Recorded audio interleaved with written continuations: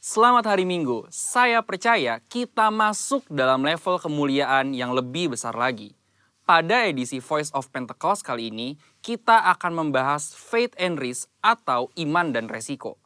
Berapa banyak saudara yang mau hidup tanpa resiko, berbisnis tanpa resiko, menikah tanpa resiko, atau untuk yang anak muda, pacaran tanpa resiko sakit hati.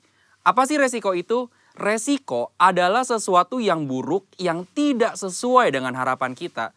Tetapi rasanya tidak mungkin kita hidup tanpa resiko. Karena dunia yang kita kenal hari ini adalah dunia yang telah dirusakkan oleh dosa. Kejadian 8 ayat 22 mengatakan, selama bumi masih ada, takkan berhenti-henti musim menabur dan menuai, dingin dan panas, kemarau dan hujan, siang dan malam. Oleh sebab itu, selama bumi masih ada, maka yang namanya resiko akan terus ada. Lalu bagaimana kita mengatasi hal ini? Dengan memiliki iman. Terkadang hidup ini seperti seorang pengusaha yang sedang berinvestasi. Dan yang namanya investasi tentu ada segudang resiko. Seperti beberapa faktor berikut. Yang pertama, faktor waktu. Kita bisa menghitung, tetapi tidak bisa menentukan dengan pasti kapan investasi kita akan menghasilkan profit yang baik.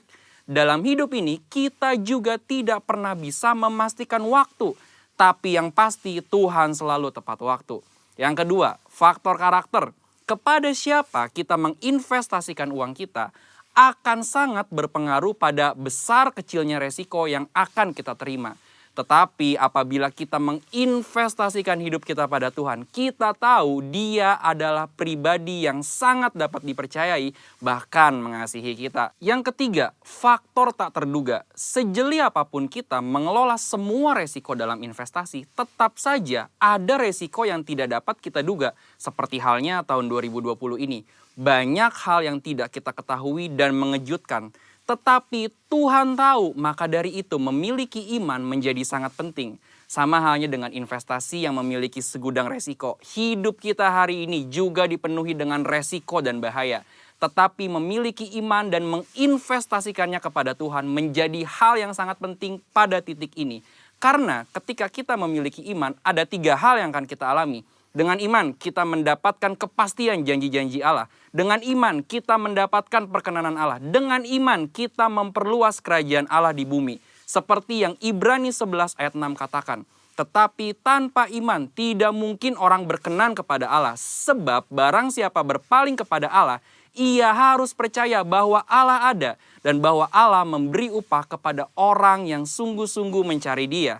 Resiko akan selalu ada dan tidak bisa kita hindari di dalam dunia yang telah dirusakkan oleh dosa ini.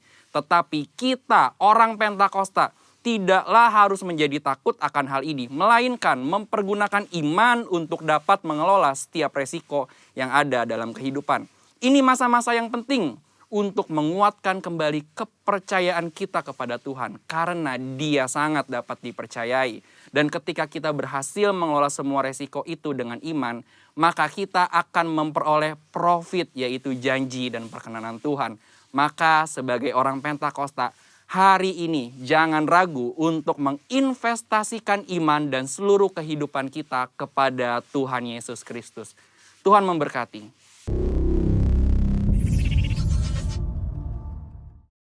Shalom Bapak Ibu semua yang dikasihi Tuhan. Boleh berikan tepuk tangan terbaik untuk Tuhan Yesus. Haleluya. Kita bersyukur Bapak Ibu Saudara bahwa hari ini kita sudah memasuki di minggu kedua di bulan Agustus. Dan di bulan ini bangsa kita yang kita kasihi, bangsa Indonesia, memperingati hari kemerdekaannya yang ke-75. Amin. Kita percaya setiap masalah pergumulan yang dialami oleh bangsa kita ini, hari ini di bulan ini kita akan dibebaskan oleh Tuhan. Amin. Ya, mari kita mau bersukacita dalam ibadah kita pagi hari ini. Dan kami mengundang Bapak Ibu Saudara, baik yang ada di rumah atau di dalam perjalanan, ataupun Bapak Ibu sedang istirahat santai hari ini, kita boleh bersama-sama menikmati hadiran Tuhan lewat ibadah kita di pagi hari ini. Amin. Kita boleh sama-sama bangkit berdiri Bapak Ibu Saudara. Kita mau berucap syukur bagi Tuhan, sebab Dia baik bagi kita. Haleluya. Kita boleh tepuk tangan bersama-sama Bapak Ibu Saudara. Terima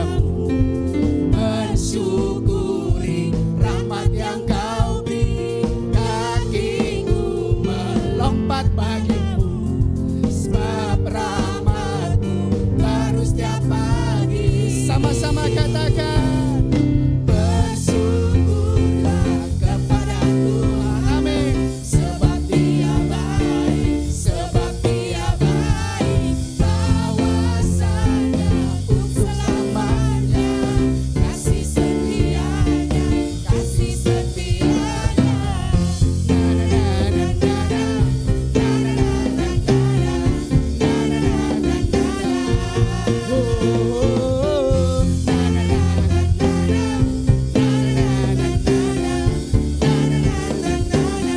Sekali lagi katakan, haleluya, ku memuji-Mu Tuhan, karena kasih-Mu tak berkesudah.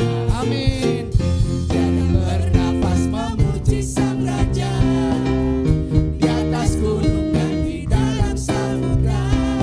Tanganku ku angkat padamu, mensyukuri rahmat yang Kau beri. Kakiku melompat bagimu, sebab rahmat-Mu baru setiap pagi. Sama-sama. Bersyukurlah kepada Tuhan, sebab Dia baik, sebab Dia baik. Bahwasanya untuk selamanya, kasih setianya, kasih setia. Bersyukur, bersyukurlah kepada Tuhan, sebab Dia baik, sebab Dia baik. Bahwasanya untuk selamanya, kasih setianya, kasih setia. Tepuk tangan bersama-sama. Bersyukurlah kepada Tuhan, sebab Dia baik, sebab Dia baik. Bahwasanya untuk selamanya, kasih setianya, kasih setianya. Bersama-sama katakan, hey! Bersyukurlah kepada Tuhan, sebab Dia baik, sebab Dia baik. Haleluya. Bahwasanya kasih setianya, kasih setia. Bersyukur, bersyukur. Kami bersyukur kepadamu Tuhan, sebab Engkau baik, sebab Dia baik. Bahwasanya untuk selamanya, kasih setianya, kasih setia. Amin.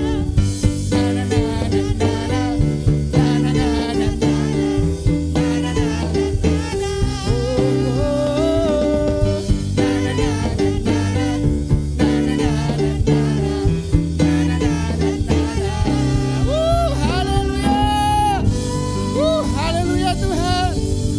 Kami bersyukur kepadamu Tuhan, sebab kasih setiamu ajaib bagi kami. Terima kasih Bapa, pagi hari ini Tuhan kami rindu menyembah-Mu, memuji-Mu ya Tuhan, memberikan penyembahan yang terbaik bagi-Mu Bapa. Terima kasih Tuhan Yesus, Engkau baik bagi kami. Terima kasih Tuhanku. Senai Donai my Lord. Biar setiap kami Tuhan yang mengikuti jalannya ibadah pagi hari ini, dengan kerinduan kami yang paling dalam, kami mampiri tahta-Mu Bapa. Terima kasih Tuhan Yesus. Terima kasih ya Bapa. Haleluya Tuhanku. Silakan duduk Bapak Ibu Saudara. Katakan bagi Dia bersama-sama. Tuhan, aku rindu. Tuhan, aku siap. Penuhi kami Tuhan. Penuhi aku dengan Roh-Mu. Ku rindu lawatan-Mu. Tuhan kami rindu. Tuhan aku rindu. Ya Tuhan Yesus. Tuhan aku siap. Penuhi aku dengan Roh-Mu.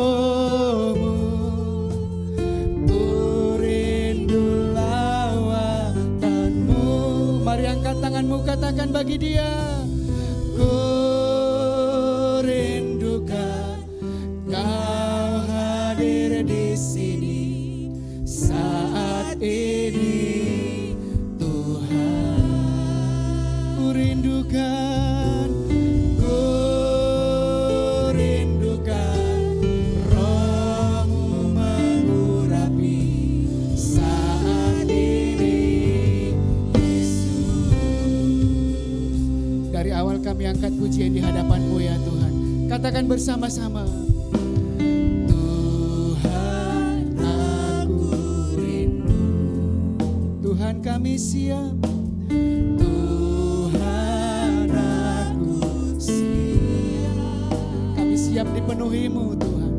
Penuhi aku dengan Roh-Mu. Ku rindu lawatan-Mu. Sama-sama katakan, ku rindukan kau hadir di sini saat ini Tuhan. Ku rindukan Roh-Mu mengurapi saat ini Yesus. Oh, ku rindukan kau hadir di sini. Amin. Saat ini Tuhan. Kami rindukan Tuhan. Ku rindukan Roh-Mu mengurapi saat ini. Mari kita sembah Dia dalam roh dan kebenaran. Baik yang di rumah Bapak Ibu Saudara, siapkan penyembahan yang terbaik untuk Tuhan Yesus. Engkau yang di dalam perjalanan, berikan penyembahan yang terbaik untuk Tuhan Yesus. Terima kasih Tuhan. Kami rindu Engkau Tuhan. Kami butuh Engkau Tuhan. Kami perlu Engkau Tuhan. Kau kekuatan kami Yesus. Kau kerinduan kami yang paling dalam ya Tuhan. Berada di dalam hadirat-Mu, itu isi hati kami. Berada di dalam hadirat-Mu, itu kerinduan kami Tuhan.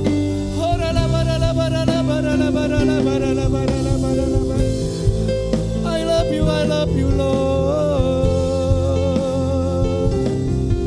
Yesus, Yesus, Yesus Tuhan.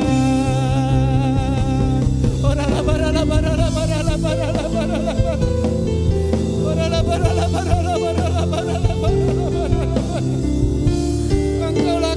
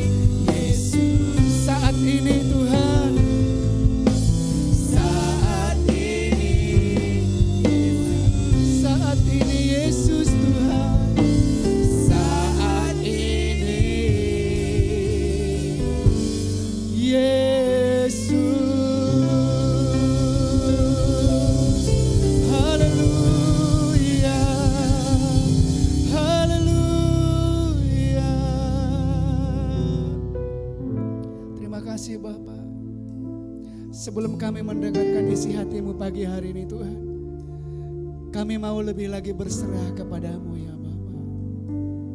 Menyerahkan segala kekhawatiran kami Tuhan. Menyerahkan segala kekurangan dan kelemahan kami. Kami berserah kepada-Mu Tuhan Yesus. Pada Yesus Kristus Juru Selamat kami. Ya Bapa, terima kasih. Katakan bersama-sama. Aku berserah.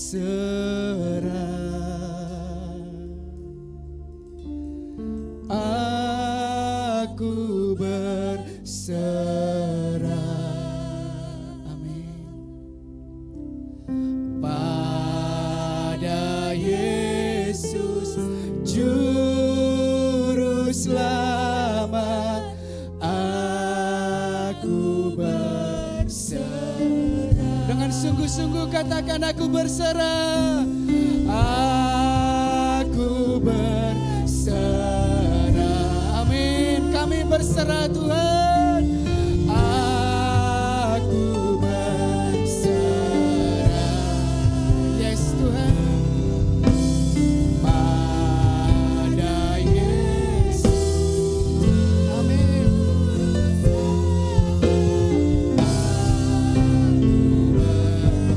Sekali lagi dengan iman, aku berserah. Aku berserah.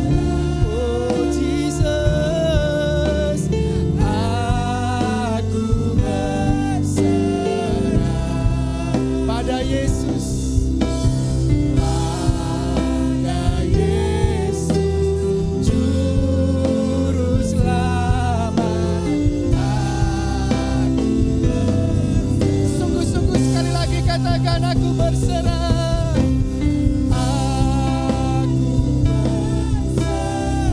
Segenap umat-Mu berserah kepada-Mu ya Tuhan. Hosana, Hosana, Hosana, Hosana Lord. Pada Yesus Juru Selamat, aku berserah. Pada Yesus Juru Selamat. Pada Yesus Juru Selamat, aku berserah. Kepada Yesus Tuhan kami.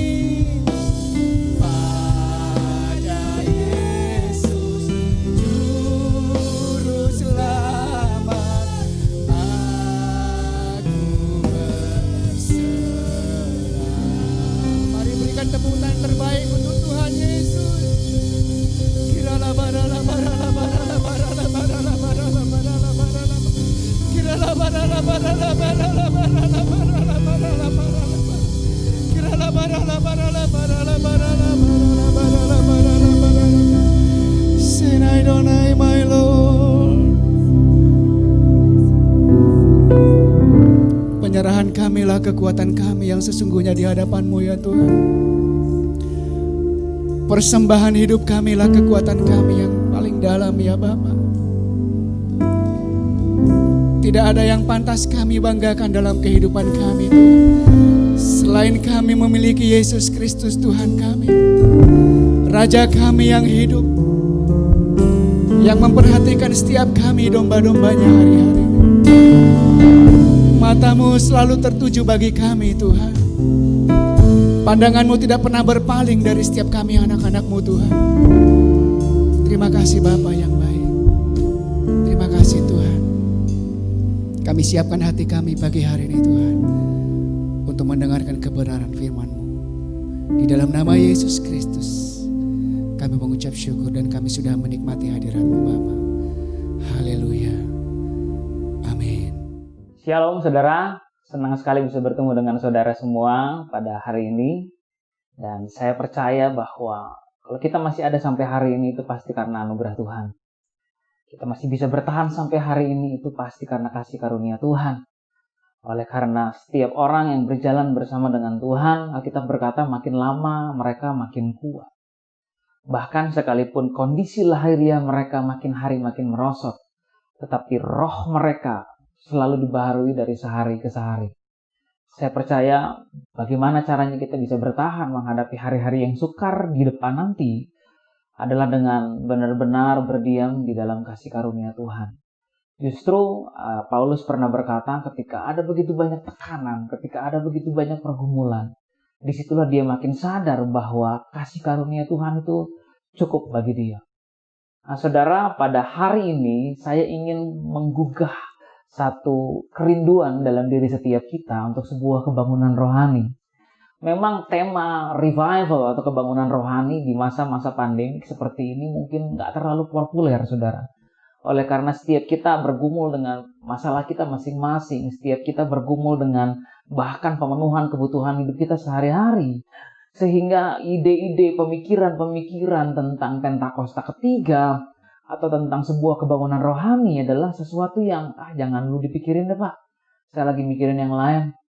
Namun saudaraku, kalau Tuhan telah menyatakan kepada kita rencananya atas bangsa ini, dan kalau Tuhan pernah berbicara kepada kita bahwa Tuhan mau memakai kita untuk kegerakan yang terakhir, berarti Tuhan juga tahu bahwa kita ini yang menerima janji Tuhan, bahwa kita ini yang menerima rencana Tuhan.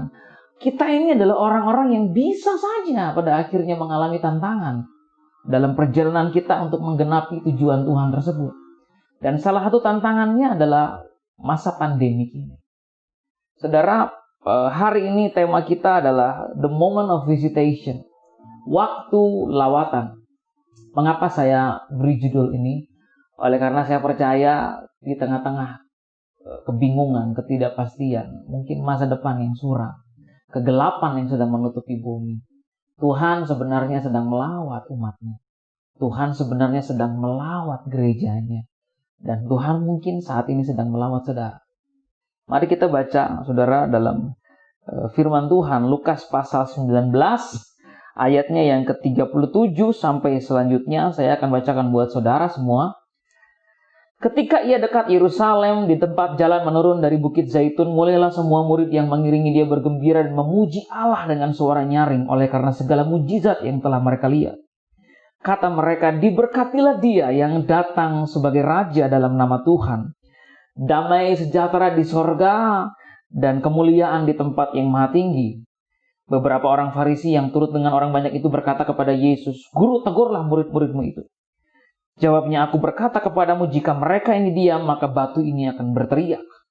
Dan ketika Yesus telah dekat dan melihat kota itu, ia menangisinya. Katanya, wahai, betapa baiknya jika pada hari ini juga engkau mengerti apa yang perlu untuk damai sejahteramu. Tapi sekarang hal itu tersembunyi bagi matamu. Sebab akan datang harinya bahwa musuhmu akan mengelilingi engkau dengan kubu, lalu mengepung engkau dan menghimpit engkau dari segala jurusan. Dan mereka akan membinasakan engkau beserta dengan pendudukmu, dan pada tembokmu mereka tidak akan membiarkan satu batu pun tinggal terletak di atas batu yang lain. Karena engkau tidak mengetahui saat bila mana Allah melawat engkau. Dan tidak lama sesudah Yesus berkata begitu, ayat 45, lalu Yesus masuk ke bait Allah dan mulailah ia mengusir semua pedagang di situ. Katanya kepada mereka, ada tertulis, rumahku adalah rumah doa, tetapi kamu menjadikannya sarang penyamuk. Saudara, kita tahu bahwa konteks dari pembacaan firman Tuhan hari ini adalah mengenai apa yang akan terjadi kepada bait Allah. Kita tahu bahwa bait Allah pada akhirnya akan diruntuhkan dan akhirnya umat Tuhan pada akhirnya akan dijajah, akan ditindas dengan luar biasa. Namun saudaraku, kalau kita coba renungkan perkataan Tuhan ketika dia berkata, karena engkau tidak mengetahui saat bila mana Allah melawat engkau. Apa sih momen lawatan itu? Apa sih maksud Tuhan dengan momen lawatan, dengan moment of visitation itu? Sebelum kita bisa memahami moment of visitation, kita harus bisa dulu memahami waktu-waktu Tuhan. Jadi Allah kita ini punya agenda, saudara. Dia ini memang sudah punya timetable. Bahkan beberapa ahli teologi percaya bahwa setiap kali kita melihat apa yang terjadi di Israel dan apa yang sedang Tuhan kerjakan di Israel, maka Israel adalah seperti kalender Tuhan secara profetik bagi gereja untuk melihat dan membaca tanda-tanda zaman untuk bisa memahami musim apa yang sekarang sedang terjadi dan bagaimana gereja bisa ikut terlibat dalam agenda Tuhan di musim yang baru tersebut. Nah, di Alkitab dalam Imamat pasal 23, saudara, di situ Tuhan memberikan satu ketentuan mengenai hari-hari raya. Ya, saya akan bacakan 2 ayat saja buat saudara. 3 ayat ya, Imamat 23 ayat 1, Tuhan berfirman kepada Musa. Ayat 2, berbicaralah kepada orang Israel dan katakan kepada mereka, hari-hari raya yang ditetapkan Tuhan yang harus kamu maklumkan sebagai waktu pertemuan kudus, waktu perayaan yang kutetapkan. Lalu kita akan lihat ayatnya yang terakhir, ayat 44. Demikianlah Musa menyampaikan kepada orang Israel firman tentang hari-hari raya yang ditetapkan Tuhan. Nah, jadi Tuhan itu punya ketetapan mengenai hari raya yang harus dijalani, dilakukan, dirayakan oleh orang Israel atau orang Yahudi. Ya, saudara, ada hari raya Sabat, hari Sabat, lalu hari raya Paskah, hari raya tidak beragi, ya, lalu hari raya buah sulung, lalu hari raya Pentakosta, hari raya awal tahun atau Rosh Hashanah, lalu hari raya pendamaian atau Yom Kippur, dan hari raya Tabernakel atau Sukkot. Nah, ini hari raya yang ditetapkan Tuhan untuk dirayakan oleh bangsa Israel. Entah mereka mengalami apapun, dalam situasi seperti apapun, dalam kondisi bagaimanapun, mereka harus tetap setia menjalankan hari raya ini. Pertanyaannya kenapa? Kalau lagi tertindas, lagi tertekan, lagi diperbudak, lalu kenapa mereka harus ingat dengan hari raya ini? Karena setiap kali bangsa ini merayakan Tuhan pada hari raya tersebut, ketika bangsa ini menghormati Tuhan pada hari raya tersebut, pada saat bangsa ini tetap menyambut kehadiran Tuhan pada hari raya tersebut, Tuhan akan datang melawat umatnya. Tuhan berkata begini, setiap kali kamu setia menjalankan hari raya ini, aku akan datang melawat kamu. Sehingga saudaraku, kita mendapati bahwa ketika Kisah Rasul pasal 2 mencatat pencurahan Roh Kudus turun atas para murid di loteng atas Yerusalem. Saudara tahu Roh Kudus tercurah pada hari apa? Hari raya Pentakosta. Ya, nggak kebetulan, saudara. Kenapa? Karena ada 2 agenda ilahi yang Tuhan genapi atas manusia atau atas bumi ini. Yang pertama adalah agenda yang terjadwal. Agenda yang terjadwal itu contohnya seperti tadi saya kasih tahu. Hari raya yang Tuhan tetapkan. Jadi ketika gereja kita, saudara, di bawah penggembalaan Paniko, mengikuti hari raya yang terjadi di Israel, bagaimana mereka merayakannya, lalu setiap kali ada tahun yang baru kita ikut merayakannya dan mencoba memahami pengertian profetik dari tahun tersebut, maka itu adalah satu bentuk di mana kita pun ingin mencoba memahami ya, Tuhan sedang bekerja di masa ini tuh dia lagi melakukan apa. Dia sedang mengerjakan apa? Apa sih yang sekarang ada di pikiran Tuhan? Sehingga di tengah-tengah kekacauan yang terjadi di bumi, di tengah-tengah kekacauan yang terjadi di atas banyak gereja, banyak orang, banyak komunitas, kita ini nggak kehilangan arah. Kita nggak kebingungan dan berkatanya, gimana sih ini? Apa sih? Saya lagi ngapain sih? Gereja kita nggak kehilangan arah dengan bertanya, ini gereja mau ngapain sih? Di masa pandemi ini gereja ini punya tujuan ini apa? Enggak. Karena kita dituntun oleh agenda ilahi. Nah, agenda Tuhan apa di masa ini, saudara? Saya percaya bahwa di tengah-tengah masa pandemik, Tuhan justru sedang memiliki moment of visitation. Waktu lawatannya atas bangsa-bangsa. Waktu lawatan Tuhan atas keluarga demi keluarga. Saudara, nggak kebetulan kalau sejak pandemik ini merebak, ada banyak istilah tentang home, work from home, ya, study at home, stay at home. Kenapa? Oleh karena saya percaya di musim yang baru, Tuhan memang sedang menyatakan waktu lawatan kepada banyak keluarga. Tuhan sedang menyatakan banyak lawatan dan memulihkan banyak keluarga demi keluarga. Kenapa? Karena ketika keluarga pulih, gereja Tuhan akan menjadi semakin kuat.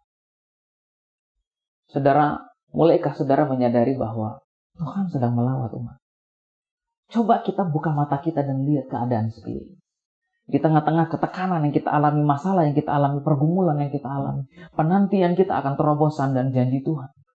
Coba perhatikan sekeliling. Ada banyak orang sedang mengalami mujizat, saudara.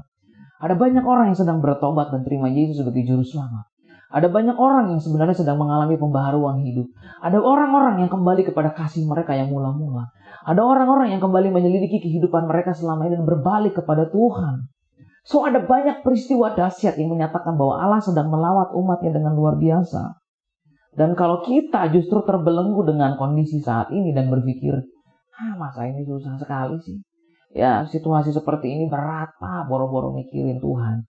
Boro-boro mikirin jiwa-jiwa. Apalagi mikirin tentang kota ketiga, Pak. Kayaknya saya nggak bisa. Maka kita akan terbelenggu. Kita kehilangan moment of visitation itu, saudara. Saya ingin mengajak saudara untuk merenungkan beberapa hal. Yang pertama adalah ada dua agenda Tuhan.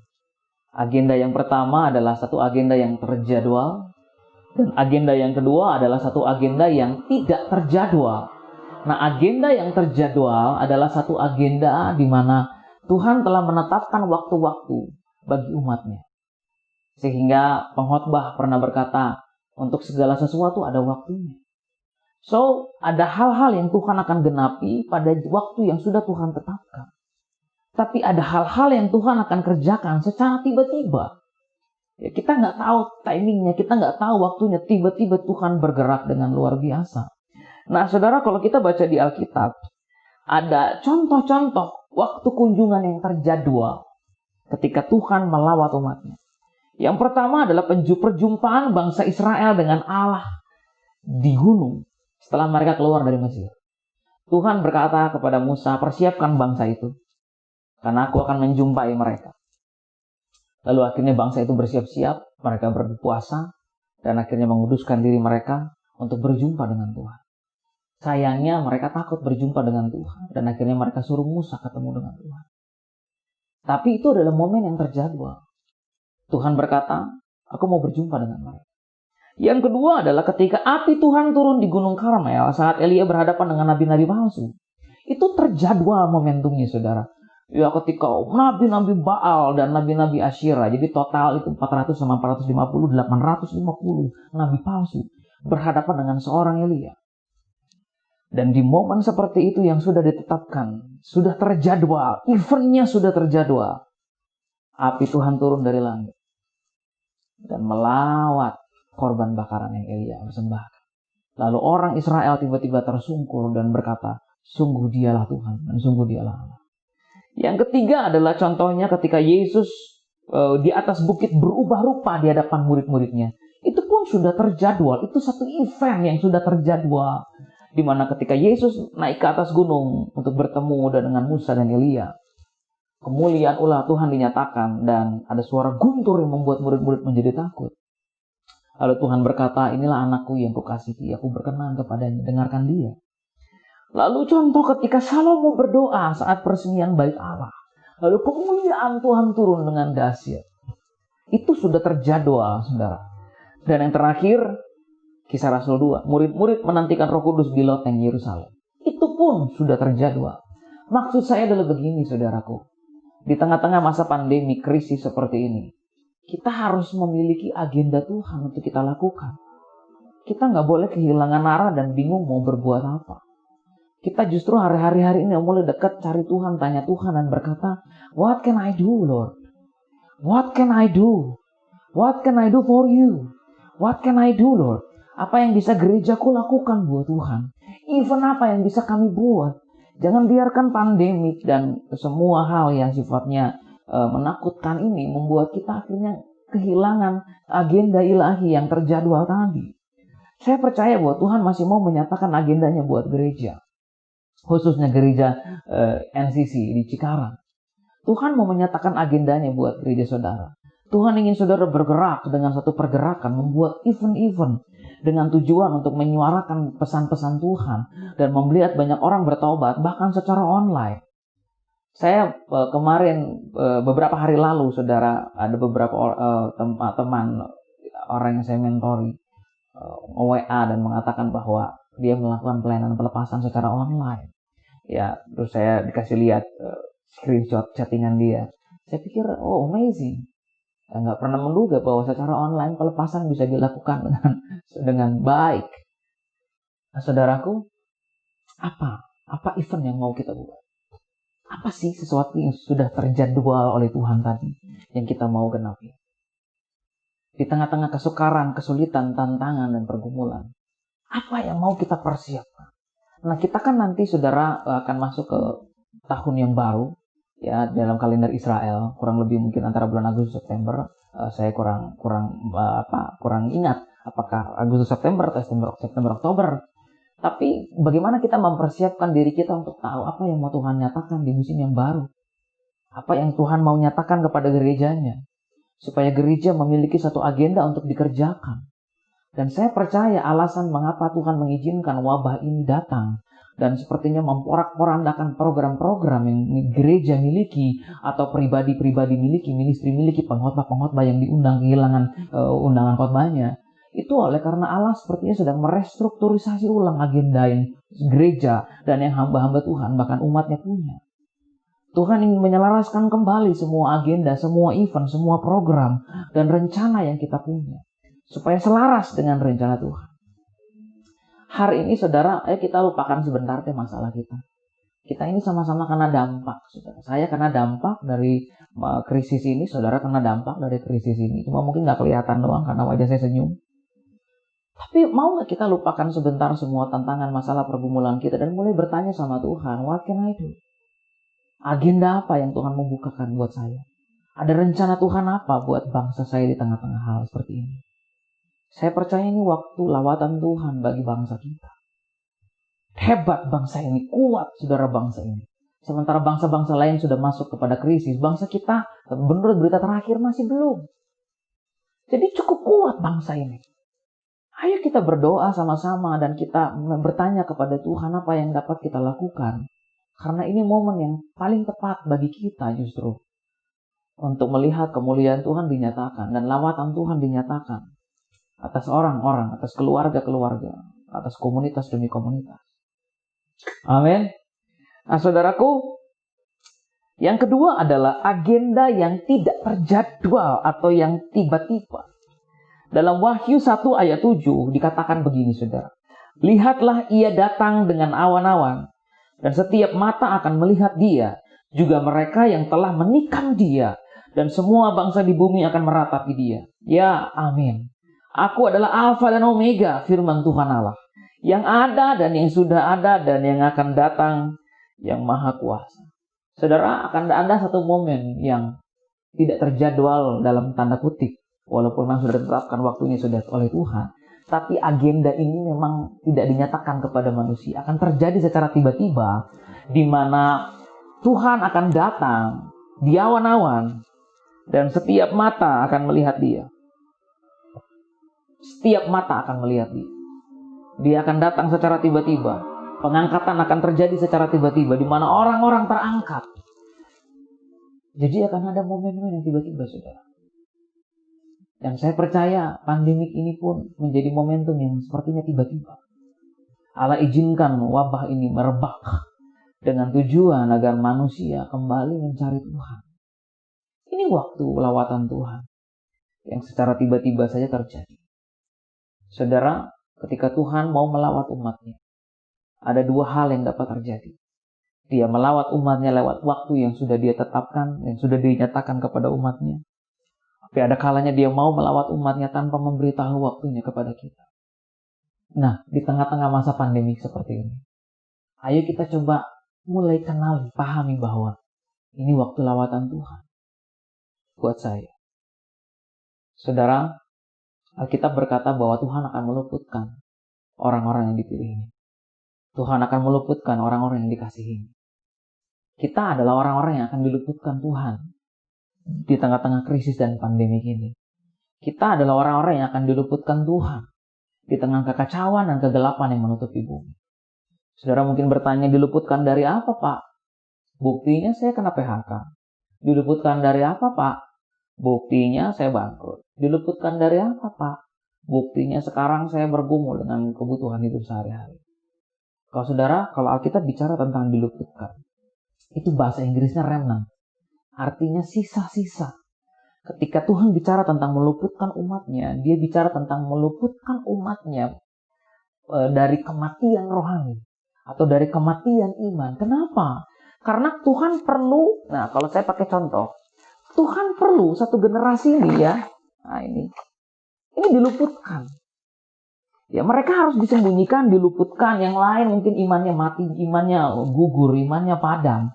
Yang lain mungkin akhirnya kerohaniannya menjadi kering. Tapi ada generasi yang Tuhan luputkan, yang tetap memiliki iman di dalam Tuhan, yang tetap punya gairah akan Tuhan, yang tetap memahami agenda Tuhan. Kenapa? Karena ketika Tuhan hendak melakukan restorasi dan pemulihan, dia akan pakai generasi ini yang sudah diluputkannya.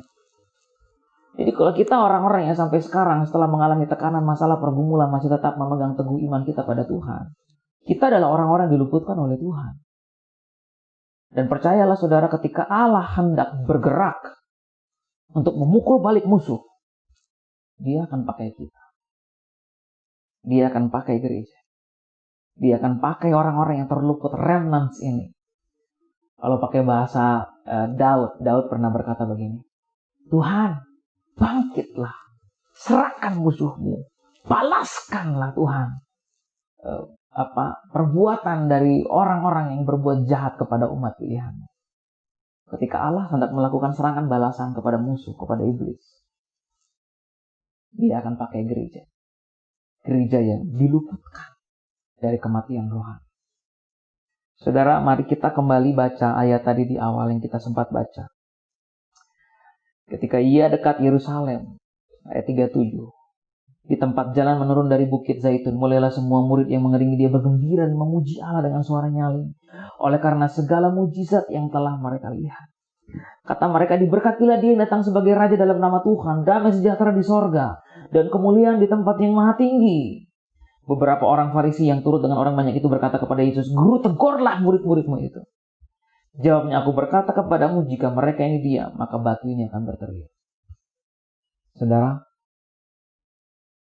ketika gerejanya memilih untuk bungkam, diam, silent, nggak bergerak, nggak bertindak apa-apa, Tuhan bilang dia bisa pakai batu untuk berteriak. Kalau kata berteriak di sini, saya menggambarkan seperti sebuah suara syofar yang disuarakan, yang dikumandangkan, yang ditiup dengan kencang. Ya, kita pernah berkata dalam kitab Yoel, nyaringkan suaramu, jangan tahan-tahan. Mengapa? Karena ini waktunya gereja bersuara dengan nyaring. Ini waktunya gereja untuk menyuarakan pesan-pesan profetik dan pesan-pesan kenabian. Ini waktunya gereja untuk menyatakan bahwa ini waktu lawatan Tuhan bagi umatnya. Saudara, saya percaya, saudara dan saya adalah orang-orang yang dipilih Tuhan, yang diluputkan oleh Tuhan. Dan sudah tidak seharusnya kita bungkam dan diam. Ini waktunya kita untuk bersuara dengan nyaring. Ini waktunya bagi kita untuk mulai menyatakan perbuatan Tuhan yang besar. Memperkatakan iman kita, memperkatakan keyakinan kita, pengharapan kita. Bahwa di tengah-tengah kesulitan dan masalah, kita akan melihat pertolongan Tuhan yang ajaib. Amin. Seperti satu lagu berkata, pertolonganmu begitu ajaib, kau telah memikat hatiku. Di saat aku tak sanggup lagi, di situ tanganmu bekerja. Kita adalah orang-orang yang akan melihat pertolongan Tuhan.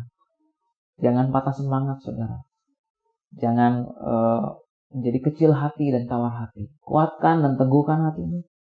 This is the best time to be alive. Karena gak akan terulang lagi keadaan seperti ini.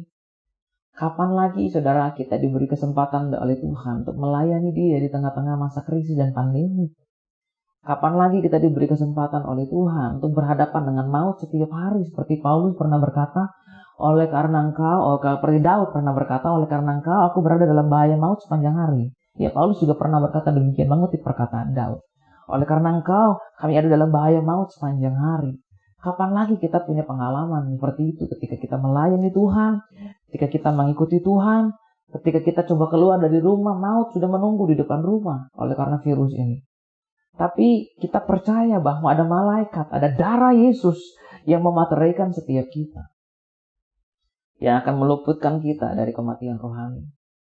Dan yang akan mempersiapkan kita ketika Allah bergerak ketika Allah akan kembali melancarkan serangan balasan, ketika Allah akan memukul balik musuh, Tuhan akan memakai setiap kita. Amin. Ini adalah momen lawatan, saudara. Ini adalah momen visitasi Tuhan buat umatnya. Dan saya ingin bacakan dalam Wahyu 12 ayat 12. Ayat 7, saudara, dan seterusnya. Dikatakan begini. Maka timbullah peperangan di sorga. Michael dan malaikat-malaikatnya berperang melawan naga itu. Dan naga itu dibantu oleh malaikat-malaikatnya. Tetapi mereka tidak dapat bertahan. Mereka tidak mendapat tempat lagi di sorga. Dan naga besar itu si ular tua yang disebut iblis atau Satan yang menyesatkan seluruh dunia. Dilemparkan ke bawah, ia dilemparkan ke bumi bersama-sama dengan malaikat-malaikatnya. Dan aku mendengar suara yang nyaring di sorga berkata, sekarang telah tiba keselamatan dan kuasa dan pemerintahan Allah kita dan kekuasaan Dia yang diurapinya. Karena telah dilemparkan ke bawah pendakwa saudara-saudara kita yang mendakwa mereka siang dan malam di hadapan Allah kita. Dan mereka mengalahkan Dia oleh darah anak domba dan oleh perkataan kesaksian mereka. Karena mereka tidak mengasihi nyawa mereka sampai ke dalam maut. Karena itu bersukacitalah hai sorga dan kamu sekalian yang di dalamnya. Celakalah kamu hai bumi dan laut karena iblis telah turun kepadamu dalam geramnya yang dahsyat. Karena ia tahu bahwa waktunya sudah sangat singkat. Saya tutup, saudara, dengan ayat ini. Ketika kemajuan teknologi semakin dahsyat, saudara, makin banyak orang nggak percaya sama Tuhan. Bahkan banyak gereja nggak lagi percaya dengan pengalaman supranatural, perkara supranatural. Ada begitu banyak hal-hal yang digantikan dengan ideologi, dengan pola pikir logis manusia.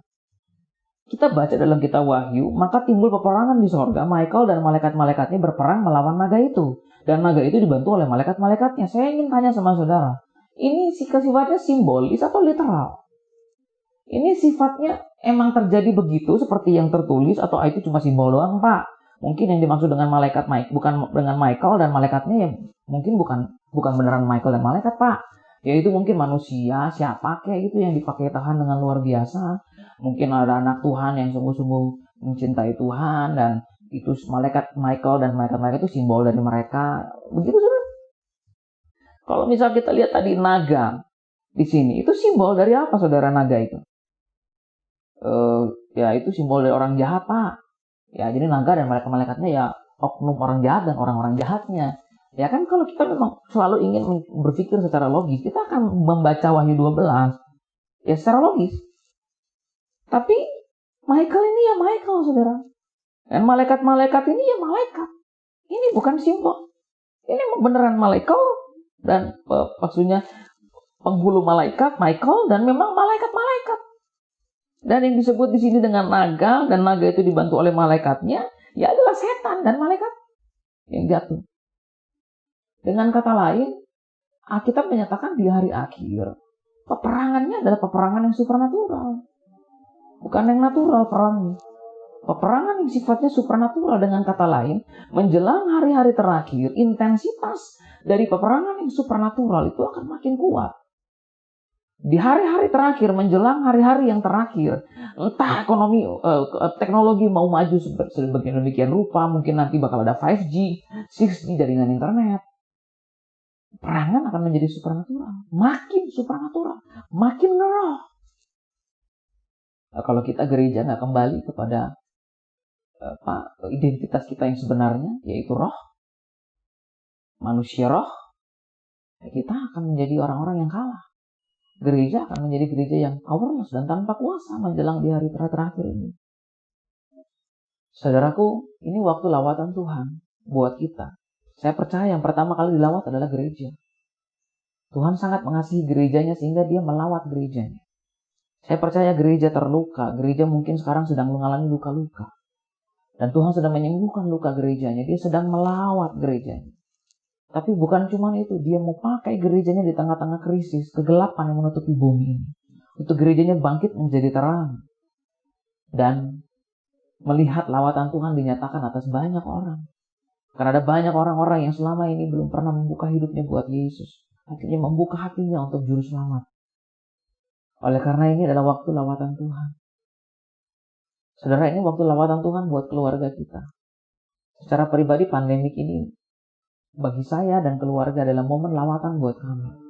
baik saya maupun istri saya banyak mengalami perubahan dalam hati kami, roh kami, dalam sikap kami, bahkan dan kami juga melihat ada banyak mujizat yang Tuhan nyatakan di tengah-tengah krisis. Ini waktu lawatan Tuhan buat kita. Nah, saya mau sebelum kita berdoa, saya ingin berkata pada saudara yang pernah bergairah dengan pelayanan sekolah minggu, yuk bergairah lagi dengan kegerakan dan tentang revival. Mungkin nggak bisa kumpul-kumpul anak-anak. Mungkin kita nggak bisa lagi bikin retret seperti waktu itu, ya, healing movement buat anak-anak. Tapi kita bisa berdoa agar ada lawatan Tuhan secara online ketika anak-anak ikut sekolah minggu. Kita bisa berdoa agar anak-anak saat mereka tidur mengalami mimpi dan penglihatan dari Tuhan. Ayo kita kembali bergairah anak-anak muda, di mana mungkin sulit bagi kita untuk kumpul, ketemuan. Tapi ayo kita bergairah untuk sebuah kegerakan. Ya, salah satu anak yang saya mentori di Bandung, sekarang komselnya bertambah banyak, berkali lipat. Karena dari kota-kota lain ikutan komsel dia. So, something great is happening. Sesuatu yang dahsyat sedang terjadi dan Tuhan ingin kita respon. Saudaraku, kesimpulan pada hari ini adalah Tuhan punya agenda. Ada agenda yang sifatnya terjadwal dan ada agenda yang sifatnya tidak dinyatakan kepada manusia waktunya. Dan Tuhan ingin kita kembali memiliki jadwalnya Tuhan, agendanya Tuhan. Ayo tanya sama Tuhan, Tuhan saya mau bikin apa? Kita mau bikin apa? Gerejaku mau bikin apa? Let's do something, saudara. Ayo, kita sama-sama bergerak. Kita sama-sama melihat bahwa visi Pentakosta yang ketiga ini memang sedang tergenapi hari-hari ini. Mungkin harus datang masa krisis beginilah, baru orang-orang kembali kepada kasih mereka yang mula-mula. Mungkin perlu datang krisis untuk membuat banyak hamba-hambanya kembali naik ke loteng Yerusalem. Bukan untuk bikin program, tapi untuk mencari wajah Tuhan dengan sungguh-sungguh. Sampai Roh Kudus turun atas setiap kita. Mari kita berdoa. Bapa, pada hari ini aku berdoa dalam nama Yesus. Buka mata kami, buka telinga kami, agar kami dapat melihat dan kami dapat mendengar dan kami dapat menangkap dan meresponi agendamu atas generasi kami, atas kota, atas bangsa, dan atas bangsa-bangsa.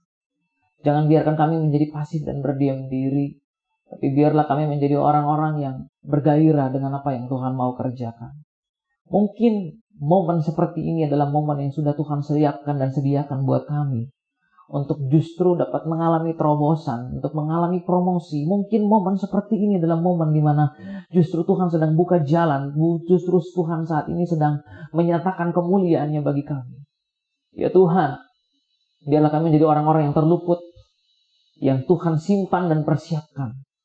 Untuk ketika Tuhan mau bergerak dan memulihkan bangsa kami. Kami adalah orang-orang yang akan Tuhan pakai. Terima kasih untuk hari ini ya Tuhan. Biar urapan yang baru turun atas umat-Mu di dalam nama Tuhan Yesus Kristus. Amin.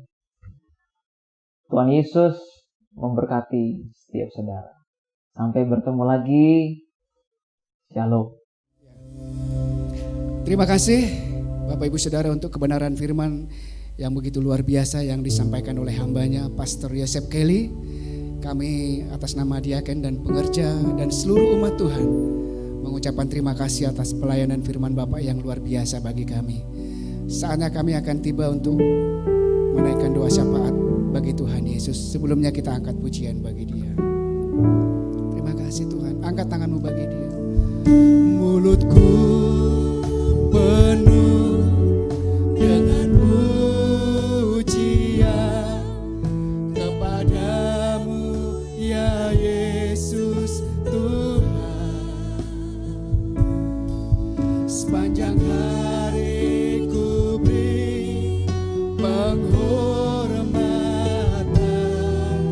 kepadamu ya Allahku. Mulutku penuh, mulutku amin dengan pujian kepadamu ya Yesus Tuhan. Sepanjang hari Tuhan, sepanjang hari ku beri penghormatan kepadamu ya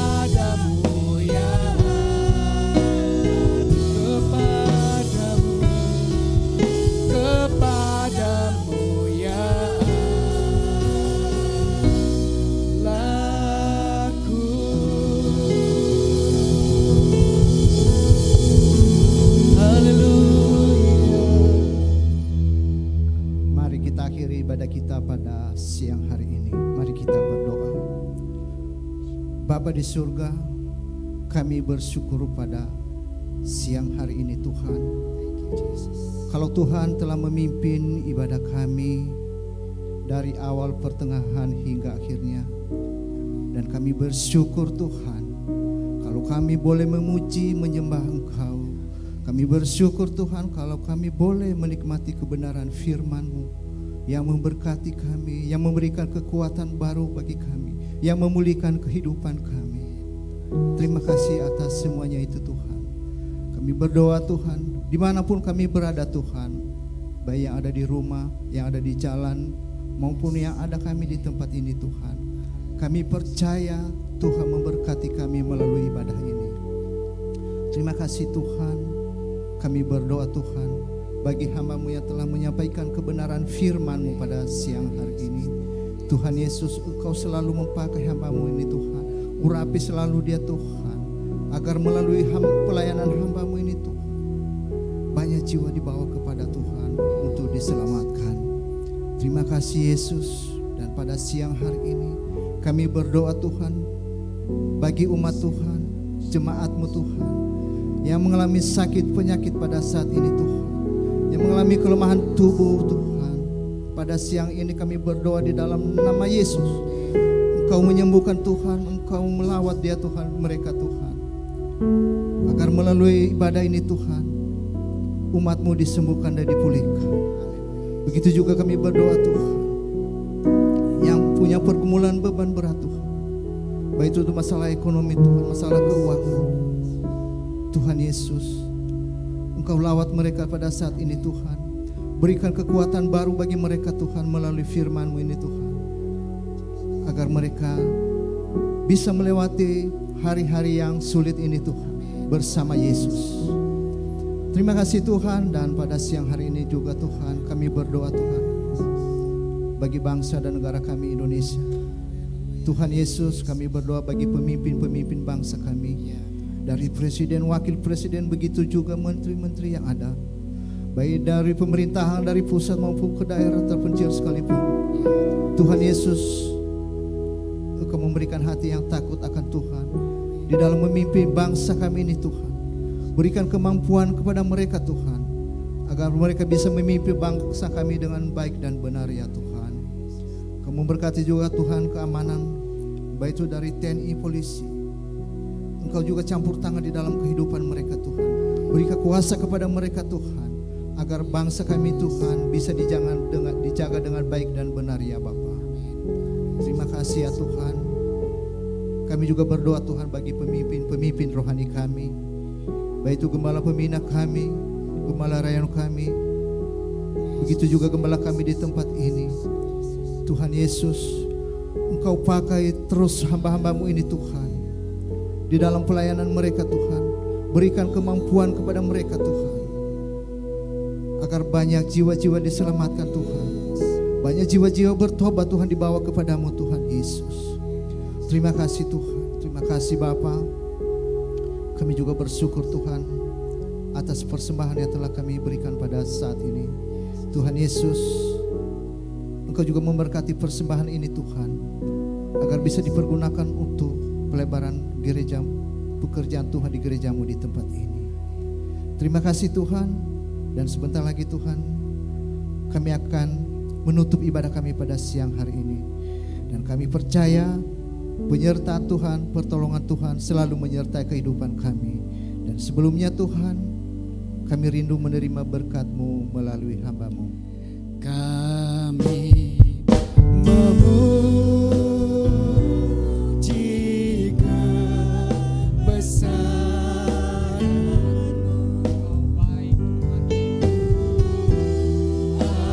ajaib Tuhan, ajaib Engkau Tuhan, ajaib Tuhan. Kami memuji,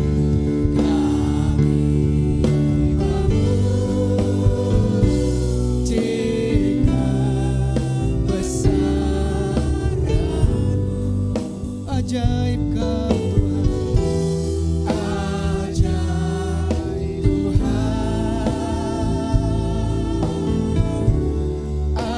ajaib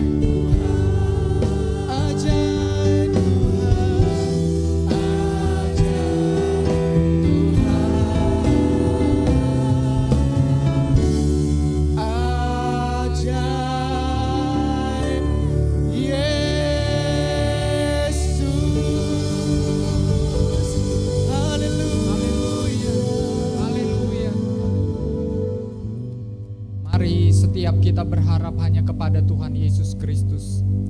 Jemaat yang dikasihi Tuhan, demikianlah firman Tuhan. Tuhan memberkati engkau dan melindungi engkau. Tuhan menyinari engkau dengan wajah-Nya dan memberi engkau kasih karunia. Tuhan menghadapkan wajah-Nya kepadamu dan memberi engkau damai sejahtera. Jemaat yang terkasih, terimalah berkat daripada Allah Bapa, kasih daripada Tuhan Yesus Kristus yang melimpah-limpah, serta persekutuan dalam Roh Kudus menyertai kita mulai hari ini sampai selama-lamanya. Mari yang percaya dan diberkati Tuhan sama-sama katakan amin. Shalom, selamat hari Minggu. Tuhan Yesus memberkati kita semua. Amin. Ya, Bapak Ibu Saudara, untuk informasi persembahan, Bapak Ibu boleh melakukan transfer ke rekening gereja GBI setempat pada nomor-nomor rekening yang sudah disiapkan. Yang kedua melalui QR barcode, demikian juga dengan nomor yang sudah disiapkan. Yang ketiga Bapak bisa mentransfer lewat aplikasi GoPay atau Oppo Dana. Dan yang keempat Bapak Ibu boleh menyerahkannya ke sekretariat pada jam-jam kerja biasa. Terima kasih.